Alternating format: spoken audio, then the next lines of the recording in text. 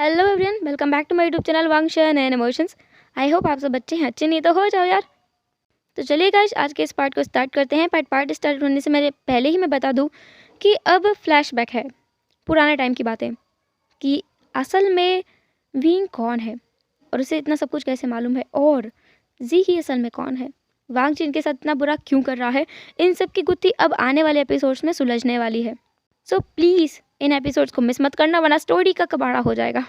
पास का जो भी सिनारियो है अब हम देखेंगे आज से। तो चलिए आज के पार्ट को स्टार्ट करते हैं। पार्ट की स्टार्टिंग में हम देखते हैं ड्रैगन किंगडम में, जहाँ पर फैन शिंग अपने कमरे में है। उसने काय का चेहरा देख लिया है और वो हैरान है इस चीज़ से। काय जिसने फैन शिंग की तरफ देखा कुछ बोलने के लिए, फैन शिंग जिसने अपने हाथ को आगे किया और कहा, नहीं, मुझे मेरे सवालों के जवाब चाहिए। तुम्हें कैसे मालूम था कि मैं वहाँ हूँ? तुमने मेरी मदद भी की थी, है ना? मुझे ऐसा क्यों नहीं लग रहा है कि तुम गलत हो? काय जिसने कहा, क्योंकि मैं गलत नहीं हूँ ज़ांफू, मैं बिल्कुल गलत नहीं हूँ। मुझे एक बार सब कुछ समझाने का मौका तो दीजिए, प्लीज़ मुझे एक मौका दीजिए, सिर्फ एक मौका चाहिए मुझे। फैन सिंह जिसने हाँ में भर दी थी, वो दोनों उनके ही कमरे में थे। फैन सिंह जो वहीं बैठ गया था, उसी बेड पर काय भी बैठ गया। काय ने अपने रोब से उस रेड जैम को निकाला, सामने रखा और कहा, ये जैम असल में एक पत्थर नहीं है, ये कई लोगों का दिल है, कई लोगों के दिल के हिस्से से बना हुआ पत्थर है। फैन सिंह हैरान था। फैन सिंह ने कहा, किसका किसका है ये? काय जिसने कहा, ये आपका, मेरा, वींग, जीही और महाराज लानवांगजी के हार्ट से बना हुआ पत्थर है। फैन सिंह हैरान था कि ऐसा कैसे हो सकता है। उसने पूछा, ये तुम्हारे पास क्या कर रहा है, और मेरा दिल इसके अंदर कैसे आएगा? वींग का दिल इसके अंदर कैसे आएगा? जी का दिल इसके अंदर कैसे आया? बताओ मुझे। कायजिस ने कहा, ये आज की बात नहीं है, आपको कुछ याद नहीं है। आपको ऐसा लगता है ना कि आपकी उम्र 25 से 26 साल होगी। फैंसिंग जिसने कहा, लगता क्या है कि ऐसा है, सच है ये तो। कायजिस ने कहा, ऐसा नहीं है, आप सब कुछ भूल चुके हैं, आप सब कुछ भूल गए हैं। फैंसिंग जिसने कहा, मैं क्या भूल गया हूँ? काय जिसने उस जैम की तरफ इशारा किया, उसे अपने हाथ में उठाया, फैंसिंग के हाथ को लिया और उन दोनों के हाथ पर उस पत्थर को रख दिया और उन दोनों के हाथ को एक साथ जॉइन कर लिया। काय जिसने अपनी आंखें बंद की, फैंसिंग ने भी अपनी आंखें बंद कर ली। उसे पास की कुछ झलकें नजर आने लगी थी, बहुत कुछ। सब लोग अपने अपने पास्ट को याद कर रहे थे, सब। सबसे पहला सीन हम देखते हैं एक इंसान का, जो एक घर में रह रहा है। वो घर ज़्यादा बड़ा भी नहीं है, ज़्यादा छोटा भी नहीं है। एक नदी के पास में वो घर बना हुआ है। उस घर पे 2-3 नाव भी बंधी हुई हैं उसके पास में, जिन पर ढेर सारी मछलियां हैं। एक नाव में जिसमें एक लड़का बैठा हुआ है और उसके फेस पर एक कमल का पत्ता रखा हुआ है। उस लड़के ने अपने एक पैर के ऊपर दूसरे पैर को रखा हुआ है और वो जैसे उस हवा का आनंद ले रहा था जो वहाँ बह रही थी। वो ठंडी ठंडी भीनी भीनी सी हवा जो वहाँ पर बह रही थी, और सुबह के समय हल्की हल्की धूप को वो ले रहा था। वो अपनी ही मस्ती में मस्त था। तभी किसी ने ऐसे आवाज दी, वी, तुम कहाँ हो? वी। ये वींग था, जिसने एकदम से उठ गया। उसने अपने आसपास देखा और उसने देखा कि वो सो गया था। वींग जो वहां से उठा और उठ करके वो भागते हुए आया, पर भागते हुए वो गिर गया अपने घुटनों के बल। सामने जो इंसान था वो भी आया, उसने वींग को पकड़ लिया और कहा, वी, तुम देख कर क्यों नहीं चल सकते? अभी तुम गिर गए थे, तुम्हें चोट तो नहीं आई ना? वींग ने कहा, हाँ मुझे चोट नहीं आई है, पर प्लीज ऐसा मत किया करो, आप अचानक से आ गए थे। सामने वाले इंसान ने मुस्कुराया और कहा, हाँ मैं अचानक से आ गया क्योंकि मैंने तुम्हारे लिए सूप बनाया है, तुम्हारा फेवरेट सूप। चलो मैं तुम्हें खिलाता हूँ। विंगस ने कहा, सच में मेरा फेवरेट सूप? चलो मैं भी चलता हूँ, मुझे कितनी जोरों की भूख लगी है, आपको पता है मैं कितना ज़्यादा भूखा हूँ। आह, मुझे बहुत भूख लगी है। उस इंसान ने विंग के बालों को सहलाते हुए कहा, हाँ हाँ मुझे पता है कि मेरे बेटे को बहुत ज़्यादा भूख लगी है, फिलहाल तुम मेरे साथ चलो, तभी तो मैं तुम्हें कुछ खिलाऊंगा। विंग ने कहा, हाँ वो तो है, क्या आपने सूप के अलावा कुछ और बनाया है? उस इंसान ने विंग की तरफ देखा और कहा, हाँ बनाया है, तुम्हें जो कुछ पसंद है मैंने सब कुछ बनाया है, ठीक है? विंग जिसने अपना सिर हाँ में हिला दिया, उसके फेस पर बहुत बड़ी मुस्कुराहट थी। विंग बहुत ज़्यादा खुश है, वो अपनी मदर के साथ था। हाँ, ये इंसान उसका मॉम है। विंग उस इंसान के साथ अपने घर के अंदर चला गया था। वहां जाकर वो टेबल के ऊपर बैठ गया। वहां बैठकर वो प्लेट को बजाने लगा। उसने कहा, माँ जल्दी खाना दो, मुझे बहुत बहुत बहुत बहुत बहुत भूख लगी है, मुझे बहुत भूख लगी है, भूख लगी है, भूख लगी है, बहुत भूख लगी है। अच्छा, इतनी भूख लगी है तुम्हें? विंग को ये आवाज़ आई। जिस आवाज़ को सुनकर विंग डर गया। वो अपनी जगह पर स्टिफ हो गया था। विंग अब बिल्कुल आवाज़ नहीं कर रहा था। उसने धीरे से पीछे मुड़ के देखा। वहां पर उसके बाबा खड़े थे। उसने कहा, पापा। उसके बाबा ने कहा, क्या हो रहा है?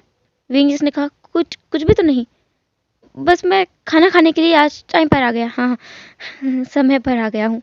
विंग जो इधर उधर देख रहा था, उसे अपने बाबा से बहुत डर लगता है। उसके बाबा उसके पास आके बैठ गए।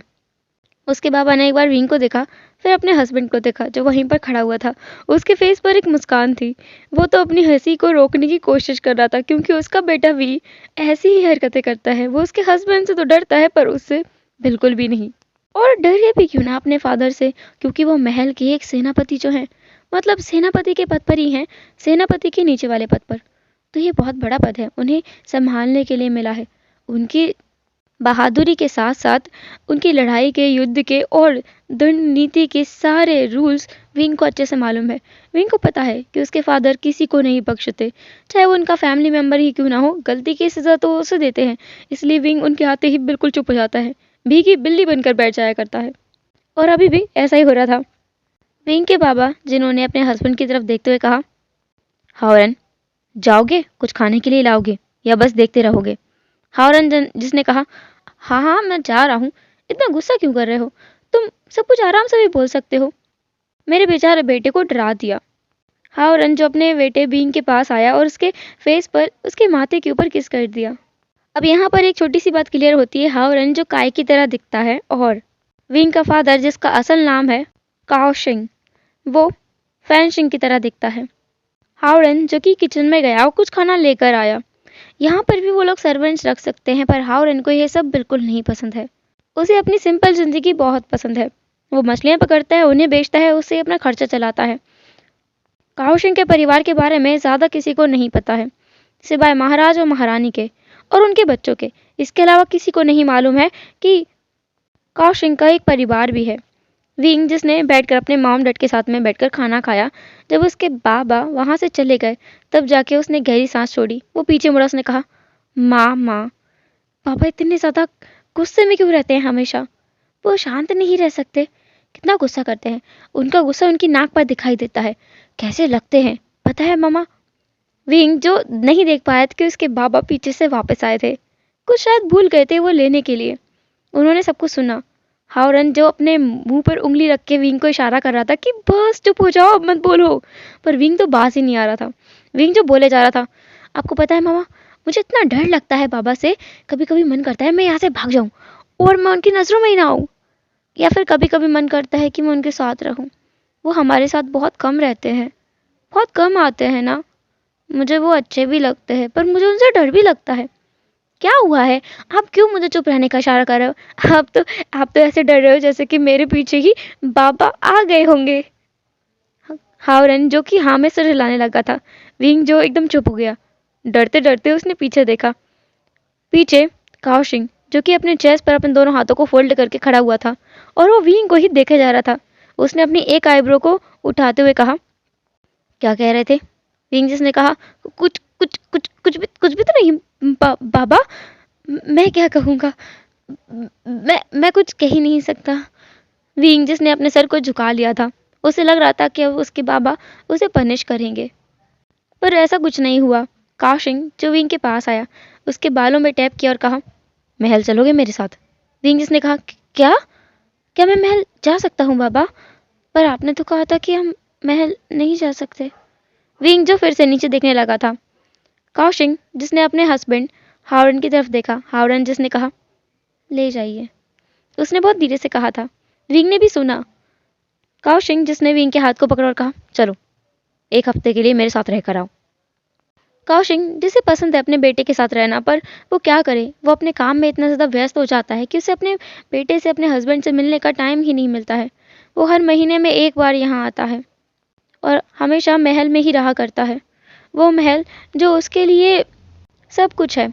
हाँ, क्योंकि उस महल ने ही उसे पाल पोस कर बड़ा किया है। वो एक अनाथ था। उस महल में ही वो बड़ा हुआ है, सब कुछ हुआ उसके साथ। उस महल में ही उसकी मुलाकात हावरन से हुई थी। हावरन जो वहाँ पर काम किया करता था, वो महारानी का एक दास था, जिससे काओशिंग को प्यार हो गया था। इसके बाद काओशिंग ने हावरन को सब कुछ बता दिया कि उसे हावरन बहुत पसंद है। हावरन भी काओशिंग को बहुत पसंद करता था, उसकी बहादुरी के लिए और बाकी सब चीज़ों के लिए भी। उन दोनों ने शादी भी की, उनका बच्चा भी हुआ, लेकिन वो साथ में उतना रह नहीं पाते। हावरन इस बात को समझता है और वो इस बात में कोई शिकायत नहीं करता है। उसे अच्छा लगता है अपने बेटे के साथ में, और जब भी उसका हस्बैंड आता है तो उसका हस्बैंड उसे अच्छे से समय देता है। हर महीने में 2 दिन के लिए काओशिंग अपने हस्बैंड और अपने बेटे से मिलने के लिए आया करता है। फिलहाल अभी तो काओशिंग जो अपने बेटे वी वुशियान को अपने साथ ले जा रहा था। वी का नाम महारानी ने खुद रखा था। महारानी की एक सहेली थी जिसका सरनेम वी था। उसी के नाम पर महारानी ने वी का नाम वी वुशियान रखा। और इस बात से हावरन को और काओशिंग को कोई परेशानी नहीं है। वो तो खुश हैं, ये नाम काफ़ी अच्छा है। विंग जो कि महल की तरफ जा रहा था, वो घोड़े पर बैठा हुआ था उसके बाबा के साथ में। उसके फेस पर एक बहुत बड़ी बेल को डाल दिया गया था। उस बेल को इसलिए डाला था क्योंकि विंग एक ओमेगा है और वो महल में जा रहे हैं। महल में सब कुछ कैसा होगा काओशिंग को नहीं पता है, और उसने महाराज महारानी को बताया भी नहीं कि वो अपने बेटे को लेकर के आ रहा है। महल जाते हुए काओशिंग जैसे महसूस हो रहा था कि कई लोग उसके बेटे को घूर रहे हैं। विंग का अपीयरेंस इतना ज़्यादा अच्छा है, उसकी स्मेल, उसकी जो अंदर से एनर्जी रिलीज होती है, वो एनर्जी इतनी प्योर है और इतनी कामिंग है कि हर कोई उसकी तरफ खींचा चला जाता है। और इस बात की चिंता हमेशा से काओशिंग को, हावरन को, दोनों को है कि विंग का आगे क्या होगा। वो इतना प्योर है कि कोई भी उसका फ़ायदा उठा सकता है, और इसी बात की चिंता उन दोनों को रहती है। काओशिंग जो विंग को लेकर महल में पहुंच गया था, वहां जाने के बाद महल में उसने विंग को अपने ही कमरे में रहने के लिए कह दिया था। कुछ सैनिकों को भी वो वहां लगा गया था। उसने विंग को साफ साफ कहा था कि जब तक वो ना आए तब तक विंग को इस कमरे से बाहर नहीं निकलना है। हावरन काओशिंग जो कि महल में महाराज के पास पहुंच गया। वहां जाकर उसने महाराज को बताया कि वो अपने बेटे को पहली बार महल में लेकर आया है, क्योंकि उसका बेटा उसके साथ थोड़े समय के लिए रहना चाहता था। महाराज का बहुत अच्छा बॉन्डिंग है काओशिंग के साथ में। उन्होंने कुछ नहीं कहा, बस इतना कहा कि वो उसके बेटे से एक बार मिलना चाहते हैं। उन्होंने उनके बेटे को बहुत बचपन में देखा था, जब वो लगभग 3 साल का था तब देखा था। अब तो उनका बेटा काफ़ी बड़ा हो गया होगा, कम से कम 18 साल का तो हो गया होगा। काओशिंग जिसने कहा कि हाँ वो 18 साल का हो चुका है, लेकिन अभी भी वो एक बच्चे की तरह हरकतें करता है। उसके लिए तो वो हमेशा हमेशा के लिए बच्चा ही रहेगा। वहाँ महारानी भी थी, जिन्हें भी बहुत ज़्यादा दिलचस्पी थी, क्योंकि असल में विंग का नाम उन्होंने अपनी दोस्त के नाम पर रखा है। तो उन्हें बहुत ज़्यादा इंटरेस्ट था इस बात में कि वो विंग को देखें। विंग अब कितना बड़ा हो गया है, कैसा दिखने लगा है, कैसे बातें करता है, सब कुछ उन्हें देखना है। उन्होंने भी कहा कि हाँ वो विंग से मिलना चाहती हैं। विंग को यही महल में बुलाया है तो क्यों ना उनके रूम में ही ले आए, उनके ही कमरे में ले आए, वो लोग वहीं बैठकर बातें करेंगे। काओशिंग जो चला गया था विंग को लाने के लिए। जब काओशिंग अपने कमरे में पहुंचा तो वहां पर विंग नहीं था। ये देखकर वो हैरान हो गया था और परेशान भी, क्योंकि वो उसे अपने विंग की बहुत ज़्यादा चिंता है। उसने वहां सर्वेंट से पूछा कि विंग कहाँ गया। सर्वेंट से उसे पूछने पर पता चला कि विंग को एक लेडी आई थी जो ले गई यहाँ से। उस लेडी ने कहा कि काओशिंग ने ही कहा है विंग को यहाँ से ले जाने के लिए। काओशिंग के पूछने पर कि कौन सी लेडी ले गई है, सैनिकों ने बता दिया कि जो गुरुजी हैं, क्राउन प्रिंस और छोटे राजकुमार की जो गुरु माँ है, वो उसे लेकर गई हैं अपने साथ। काओशिंग जिसे डर लग रहा था, क्योंकि वो उस लेडी को अच्छे से नहीं जानता है। वो तो उससे ज़्यादा बातें भी नहीं करता है। हालांकि उसकी उम्र इतनी ज़्यादा नहीं है, लेकिन फिर भी वो उससे बहुत कम बातें करता है, दूर ही रहता है उससे। काओशिंग जो पहुंच गया था अपने बेटे के पास, वो उस मैदान में पहुंच गया था जहाँ पर गुरुजी जो हैं क्राउन प्रिंस और छोटे राजकुमार को शिक्षा देती हैं। वहां जाकर उसने देखा कि उसके बेटे को भी गुरुजी शिक्षा दे रही है, कुछ बातें बता रही हैं और उसके हाथ में एक तलवार को पकड़ा रही हैं। ये देखकर काओशिंग को अच्छा भी लगा, लेकिन उसे डर भी लगाया कि विंग अगर लड़ेगा तो क्या होगा उसके साथ में। विंग ने आज से पहले कभी तलवार नहीं चलाई है। हालांकि हावरिंग एक सैनिक है, बहुत अच्छा योद्धा है, लेकिन फिर भी उसने अपने बेटे को लड़ना नहीं सिखाया। उसे डर है कि अगर उसे लड़ना आ गया तो विंग कहीं सेना में भर्ती होने की जिद न करने लगे। अगर ऐसा हुआ तो उसका क्या होगा, क्योंकि उसकी फैमिली में बस ये 2 ही लोग हैं, हावरन और उसका बेटा विंग। वो इन दोनों से बहुत प्यार करता है। वो इन दोनों को किसी भी खतरे में पड़ने से किसी भी खतरे में पड़ना नहीं देना चाहता है। हावरन वहाँ पहुंचा। उसने विंग के हाथ से तलवार ली और गुरुजी को थमाते हुए कहा, शिजुन, माफ करना, पर मेरा बेटा ये सब कुछ नहीं सीख सकता। शिजुनजिस ने कहा, तुम ऐसा करके इसे पीछे रख रहे हो सब लोगों से। इसे युद्ध कला में प्रवीण होना चाहिए। अगर कभी हमारे राज्य को किसी की जरूरत पड़ी तो हमारे राज्य के हर एक व्यक्ति को युद्ध में उतरना ही होगा। उसमें यह भी शामिल होता है क्योंकि ये भी राज्य का हिस्सा है। काओ शिंगजिस ने कहा, शिजुन, मैं समझ सकता हूँ आप जो कह रही हैं, पर मैं नहीं चाहता कि मेरा बेटा युद्ध करे। किसी भी ऐसी परिस्थिति में वो पड़े जिसमें उसकी जान पर कोई खतरा आए। मैं नहीं चाहता हूँ। मुझे माफ़ कीजिएगा, लेकिन मैं नहीं चाहता कि वो यहाँ रहे। मैं उसे ले जा रहा हूँ। शिजुनजिरो ने कहा, काओ शिंग, तुम पछताओगे अपने बेटे को युद्ध ना सिखाकर। याद रखना, ये एक ओमेगा है। इसे अपनी रक्षा खुद करनी होगी। इसे अपनी रक्षा के लिए तो युद्ध कला में प्रवीण होना ही होगा। काओ शिंग ने शिजुन की बातों को इग्नोर किया और वो विंग के हाथ को पकड़ के वहां से ले जाने लगा। विंग ने भी कुछ नहीं कहा क्योंकि वो अपने पिता से बहुत ज़्यादा डरता है। वो दोनों वापस आ गए थे अपने कमरे में। वहां आकर उसके बाबा ने विंग से आराम से पूछा, तुम वहाँ क्या कर रहे थे? विंग को अभी भी ये लग रहा था कि उसके बाबा गुस्सा हैं। विंग जिसने अपने चेहरे को नीचे झुकाते हुए कहा, वो ले गई थी। उन्होंने कहा कि आपने बुलाया है। फिर वो मुझे बताने लगी कि मुझे तलवारबाजी सीखनी चाहिए। मैं मैं मैं तो तुम्हें क्या लगता है, तुम्हें तलवारबाजी सीखनी चाहिए? विंगिस ने कहा, मुझे नहीं पता है। मेरे लिए जो अच्छा है वो तो आप सोच सकते हैं ना बाबा। मुझे सोचने की जरूरत नहीं है। काओ शिंगजिस ने कहा, ऐसा नहीं है विंग, तुम्हें अपने लिए खुद के फैसले लेना सीखना होगा। ये जिंदगी बहुत छोटी होती है। हमें अपने फैसले खुद लेना आना चाहिए। अगर तुम्हें तलवारबाजी सीखनी है तो मैं तुम्हें सिखाऊंगा, पर तुम उस औरत से तलवारबाजी नहीं सीखोगे, समझे? विंग जिसने अपना सर हाँ में हिला दिया था। विंग ने पूछा, बाबा, क्या मुझे मेरे फैसले खुद लेने चाहिए? काओ शिंगजिस ने कहा, हाँ बिल्कुल, तुम्हें लेने चाहिए। अगर तुम अब अपने फैसले नहीं लोगे तो कब लोगे? तुम्हारे माँ ने और मैंने दोनों ने अपने फैसले हमेशा खुद लिए हैं। तुम्हें भी अपने फैसले खुद लेना चाहिए। बस इतना ज़रूर सोचना कि तुम्हारे फैसले से किसी को ना तो दुख हो ना परेशानी हो, और किसी और की खुशी के लिए अपनी खुशियों को कुर्बान बिल्कुल मत करना। विंग जिसने अपने सर को हाँ में हिला दिया, वो समझ गया है कि उसके बाबा क्या कहना चाहते हैं। काओ शिंगजिस ने एक गहरी सांस ली, फिर विंग के हाथ को पकड़ा और कहा, चलो। विंग जिसने कहा, कहाँ जा रहे हैं बाबा हम? काओ शिंगजिस ने विंग की तरफ देखा, उसके सर पर पैट करते हुए कहा, हम लोग महाराज और महारानी से मिलने जा रहे हैं। वो तुमसे मिलना चाहते हैं। विंग जो थोड़ा डर भी गया था और खुश भी हो गया था। उसने अपने बाबा का इतना अच्छा प्यार कभी महसूस नहीं किया है। उसके बाबा बहुत कम ही घर पर रहा करते हैं। जब से विंग 5 साल का है तब से उसके बाबा बहुत कम ही घर पर आते हैं। कभी कभी तो 1-2 साल बीत जाते हैं। जब भी उन्हें युद्ध पर जाना होता है तब वो नहीं आ पाते हैं। विंग को काओ शिंग डायरेक्ट महल में ले गए थे, वहाँ उस कमरे में जहाँ पर महारानी और महाराज रहते हैं। वो दोनों जब वहाँ पहुंचे, महारानी ने जिसने विंग को देखकर वो हैरान थी। विंग सच में बहुत ज़्यादा खूबसूरत लगने लगा है। महारानी ने विंग को गले लगा लिया था और इस बात ने विंग को हैरान कर दिया था, क्योंकि उसने यही सुना है कि महाराज और महारानियाँ किसी अरे गहरे इंसान को अपने आसपास भी नहीं आने देते हैं। उन्हें देखना भी बहुत मुश्किल बात है, पर यहाँ विंग उन्हें देख भी नहीं रहा है बल्कि उन्हें छू भी पा रहा है। विंग की बॉडी कांपने लगी थी। महारानी जिसने कहा, क्या हुआ है, तुम इतना कांप क्यों रहे हो? विंग जिसने कहा, कुछ कुछ भी तो नहीं। उसकी आवाज़ भी अटक रही थी, वो बोल भी नहीं पा रहा था ठीक से। महाराज जो विंग के पास आए, उसके सर पे बैठ करते हुए कहा, बेटा तुम डरो मत, हम लोग तुम्हें नहीं मारेंगे, तुम्हें कोई पनिश नहीं करेगा। तुम्हारे बाबा तो बिल्कुल नहीं करेंगे।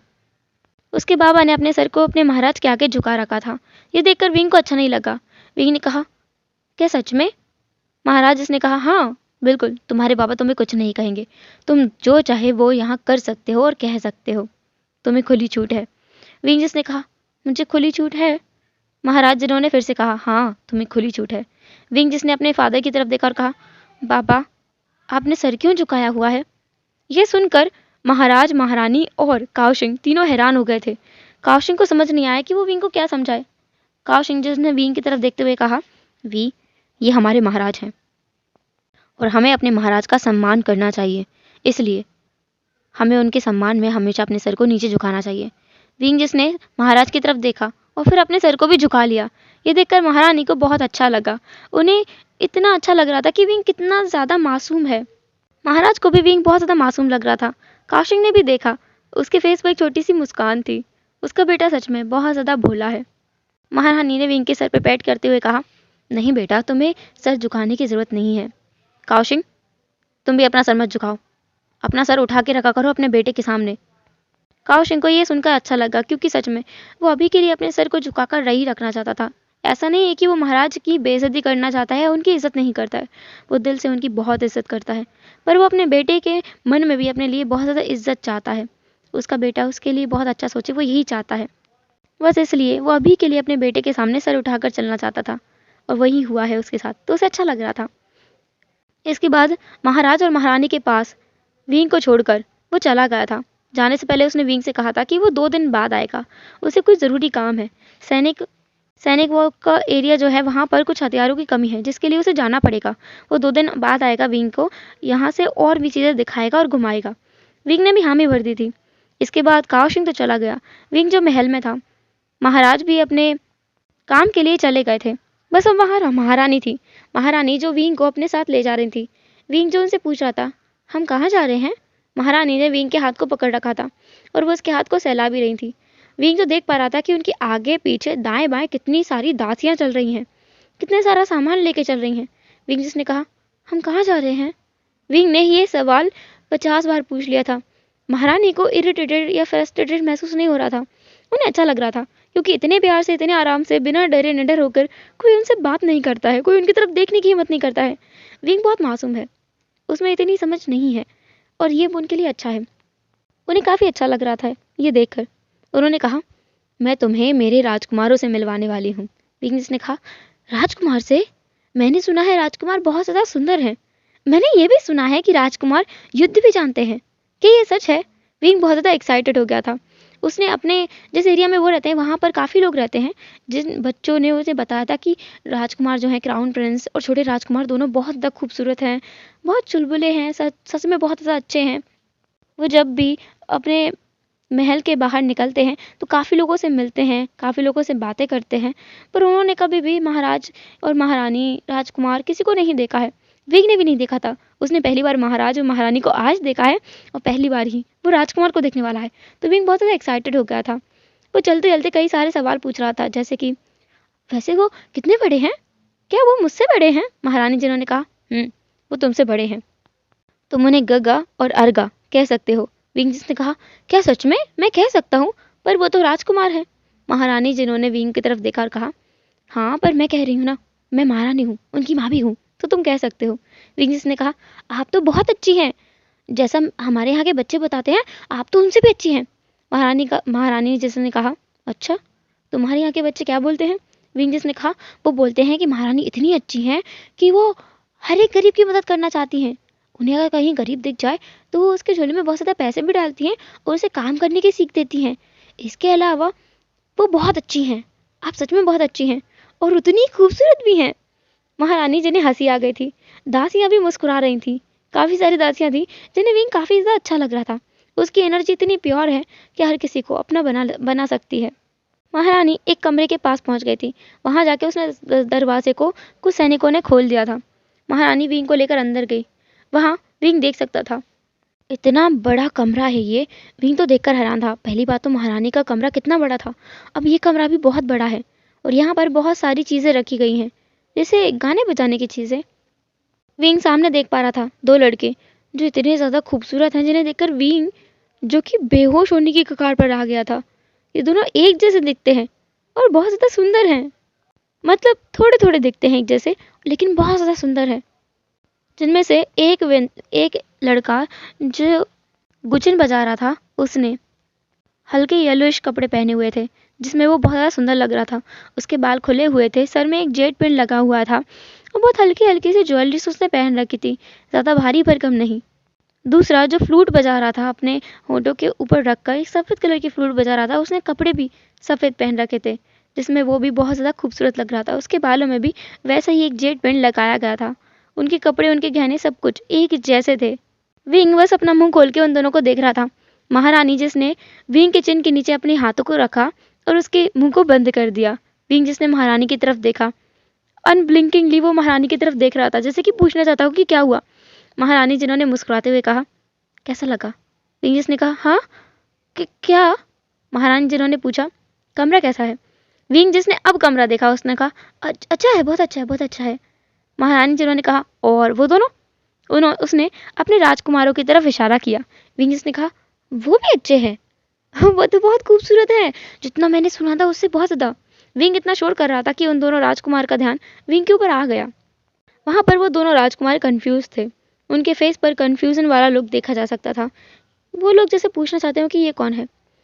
वहां पर जो लड़का बांसुरी बजा रहा था उसने अपनी बांसुरी को नीचे रखा और खड़े होते हुए बो करने लगा। दूसरा लड़का भी उठा, वो भी सामने आकर उसने महारानी को बो किया। विंग हैरान था कि ये भी करना होता है? जब महारानी से मिलते हैं तो बो करना होता है? राजकुमारों ने किया है तो उसे भी करना चाहिए था। विंग जिसने महारानी के हाथ से अपने हाथ को छुड़ाया और कहा, मुझे माफ कर दीजिए, मैं भूल गया था। विंग जिसने बो किया। महारानी को हंसी आ गई। उसने विंग को रोकते हुए कहा, नहीं नहीं नहीं, तुम मत करो, रहने दो। तुम ही तो एक ऐसे इंसान हो जो मुझे बो मत किया करो। मुझे अच्छा लगता है जब मुझे कोई बो नहीं करता है, वरना तो मैं इन सब कुछ देख देख कर मैं पक गई हूँ। विंग को हंसी आ गई थी कि महारानी भी ऐसी ऐसी बातें कर सकती हैं। उसकी हंसी को देखकर वो दोनों राजकुमार भी विंग की तरफ देखने लगे थे। महारानी जिन्होंने फिर अपने दोनों बेटों की तरफ देखकर कहा, लैंसन, ये विंग है, इसका नाम है विभूषण, तुम इसे विंग बुला सकते हो। लैंसन जिसने अपना सर नोट किया, विंग ने भी नोट किया। फिर बाद में महारानी ने अपने दूसरे बेटे से कहा, सिचन, इसका नाम विंग है। विंग, इनका नाम लान सिचन है, तुम इन्हें गगा बोल सकते हो। विंग ने कहा, पर ये तो क्राउन प्रिंस है। महारानी ने कहा, मैंने कहा था ना तुमसे, तुम इन्हें गगा बोल सकते हो और इसे अर्गा बोल सकते हो। वांग जी चिढ़ गया। उसने कहा, मैं अर्गा नहीं हूँ। माँ, आप हमेशा मुझे अर्गा बोलने के लिए क्यों कहते हो हर किसी से? वो मुझे मेरा नाम लेकर भी बुला सकता है, तुम मुझे मेरे नाम से ही बुलाना। विंग जिसने अपने सर को नोट कर दिया। वांग जी बहुत गुस्से में नजर आ रहा है, जैसे कि विंग ने कोई रूल तोड़ दिया हो, ऐसा गुस्सा उसके आंखों में था। महारानी ने कहा, ठीक है विंग, इसे तुम इसके नाम से बुलाना, इसका नाम है लान जान, ठीक है? विंग ने कहा, पर ये तो महारानी। विंग थोड़ा सा झिझक रहा था। फिर महारानी ने कहा, अरे मैंने कहा ना तुम बुला सकते हो। विंग ने कहा, जी। इसके बाद उन तीनों बच्चों को वहां बिठाकर उन्हें समझा कर कि उन्हें आपस में बातें करनी ही रहनी है। विंग यहाँ 2 दिन के लिए है, जब तक उसके फादर नहीं आ जाते। इसके बाद देखेंगे कि करना क्या है। अब तक के लिए विंग का ख्याल सिचेन को और वांग जी को रखना होगा। वांग जी ने मुंह बनाया, लेकिन सिचेन मान गए थे।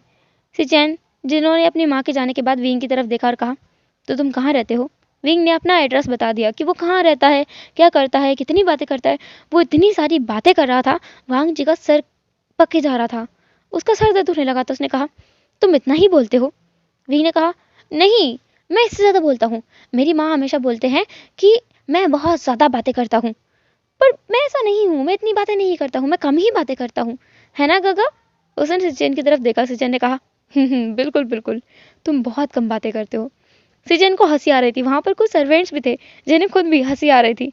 माहौल आज का बहुत अच्छा हो गया है, बहुत अच्छा, इतना अच्छा आज से पहले कभी नहीं हुआ था। अब सिचन जो कि क्राउन प्रिंस है, तो उन्हें कहीं अपने काम से बाहर जाना था, क्योंकि वो यहाँ बैठे नहीं रह सकते। उनकी म्यूजिक का टाइम खत्म हो चुका है। वो हर रोज यहाँ पर दोपहर के समय में आकर कुछ देर के लिए अपनी फ्लूट प्ले करते हैं। साथ में वो वांग जी को अपने गुचिन बजाने के लिए बिठा लेते हैं। उनका काम तो हो गया था, तो वो वहां से चले गए वांग जी के भरोसे विंग को छोड़कर। अब विंग जो वांग जी का सर खा रहा था, वांग जी जहां भी जा रहा था विंग उसके पीछे जा रहा था। उसे बोल रहा था, वैसे आपको पता है, मैंने महल के बारे में बहुत कुछ सुना था, पर मैंने कभी देखा नहीं, क्योंकि मैं कभी आया ही नहीं। मेरे बाबा कहते हैं कि महल के अंदर मुझे नहीं जाना चाहिए, पर पता नहीं इस बार वो मुझे कैसे ले आए। मैं बहुत खुश हूँ। वांग जी को, जो सुबह से इतना परेशान हो गया था, उसने शाम होते होते विंग से कहा, अब तुम जाकर अपने कमरे में सो जाओ। विंग जिसने कहा, कमरा कौन सा? वांग जी जिसने विंग की तरफ देखा और कहा, ओह, चलो मेरे साथ। वांग जी विंग को ले गया था सर्वेंट्स क्वार्टर की तरफ। वहां ले जाकर उसने एक कमरा विंग को दे दिया। वो कमरा असल में हेड सर्वेंट के लिए रखा गया था। हेड सर्वेंट के ऊपर भी जो सर्वेंट होता है उसके लिए रखा गया था। वांग जी को नहीं मालूम था कि विंग को सर्वेंट्स क्वार्टर में नहीं रखना है। उसने गड़बड़ कर दी थी, विंग को वहां रख दिया था। विंग के लिए तो ये कमरा भी बहुत ज़्यादा बड़ा था। उसे तो इस कमरे में रहते हुए भी डर लग रहा था क्योंकि वो अपनी माम को रोज़ हक करके सोता है।